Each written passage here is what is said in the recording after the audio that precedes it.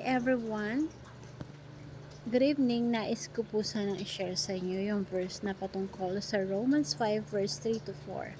We also glory in our sufferings because we know that sufferings produces perseverance, perseverance produces character, and character produces hope. Yung goal ni God sa buhay natin, hindi lang siya pang personal na success or comfort or achievement. The King's desire is to transform us into a reflection of His nature and advance His kingdom here on earth. Every seasons of testing, waiting, difficulties has a purpose. God is not only concerned with where you are going right now. He is deeply concerned with who you will become after na malagpasan mo lahat ng mga difficulties na to. A king does not entrust greater responsibility to someone who has not ready or prepared.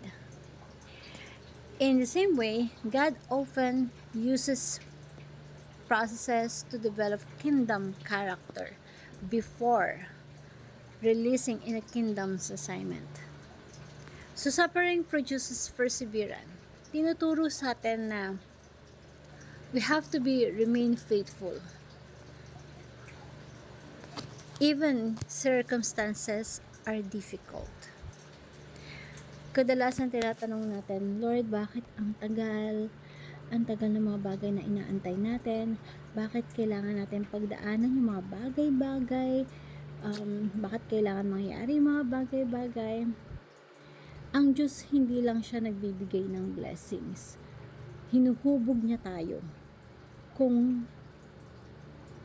ano yung character niya na nagre-represent sa Kanya. Yun yung gusto niya maging meron at magkaroon tayo. Kapag may pagsubok, natututo tayo. Pero dapat hindi andun mas lumalim yung pagtitiwala sa Kanya. We have to remain faithful even when circumstances are difficult. Perseverance produces character, shaping us to become more like Christ, the true King desires sa buhay natin. Character produces hope, a confident expectations rooted not in earthly outcomes, but in God's internal processes and His kingdom. Kung may pagsubok man tayong pinagdadaanan, hindi neto nasusukat kung ano yung promotion or dami ng achievement. Ang tunay na tagumpay is yung faithfulness and obedience natin sa King na meron tayo ngayon. The kingdom operates different from the world. The world values speed, status, visible result. The kingdom values faithfulness, obedience, humility, and spiritual maturity. What may look like, yun yung minsan na de-delay kapag meron tayong mga earthly perspective sa buhay natin. Jesus Himself walked through process. Hindi nakaligtas yung Panginoon sa proseso. Maski man siya, dumaan siya sa proseso. Kahit na mahirap yung proseso na yun. Before His public ministry, there were years of hidden preparation. Before the crown came the cross. Before the exaltation came, obedience and sacrifice. If the King embraced the process, His followers should not be surprised when God uses process to prepare them as well. So don't be surprised when God's put you into process. Maaring meron siyang gusto na sa buhay natin na gusto niyang matutunan natin. So, yung current season ng buhay natin ngayon, God wants us to build within us yung capacity, yung wisdom, yung character na kinakailangan para dun sa magiging assignment natin, para mas maging prepared tayo. Yung katotohanan, process is not interruptions of God's plan. It is part of God's plan. Every challenge is an opportunity for us to deeper the dependence to our King, na dumepende tayo sa Kanya.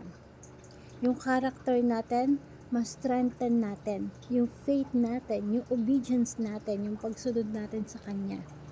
Increase yung capacity ng steward future responsibilities natin na nagre-reflect kay Christ more clearly. So, I want you to declare to yourself na, Lord, I will trust the King's process. We trust the King's process. Our current season is not wasted. God is forming Christ-like character within us, within me, preparing us for a greater kingdom purpose, and teaching us, me, every one of us, to walk by faith, not by sight. His timing is perfect, and His plans for me, for each one of us, are for the greater good of all dynamic. And I want to share this prayer to you guys na, Lord Jesus, teach us that every circumstances that we may encounter, lends your kingdom.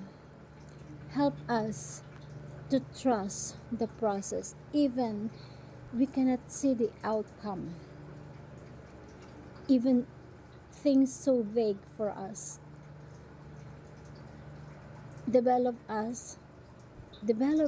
in every one of us the character, the faithfulness, humility that reflects your heart.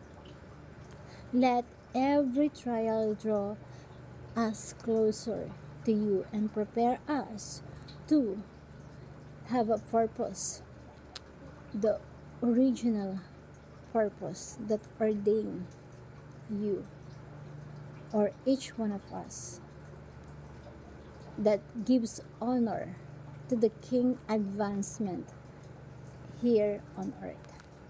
And we pray by the powerful name of you, Lord Jesus Christ. Amen.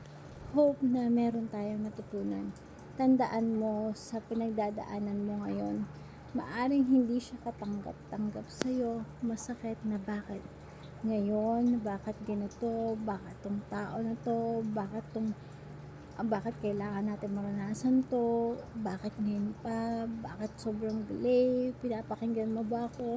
So lahat yun may mga question, pero lahat yun may purpose. Why? Even na hindi mo gusto yung mga tao sa paligid mo, even na hindi mo gusto yung sitwasyon mo, just trust God.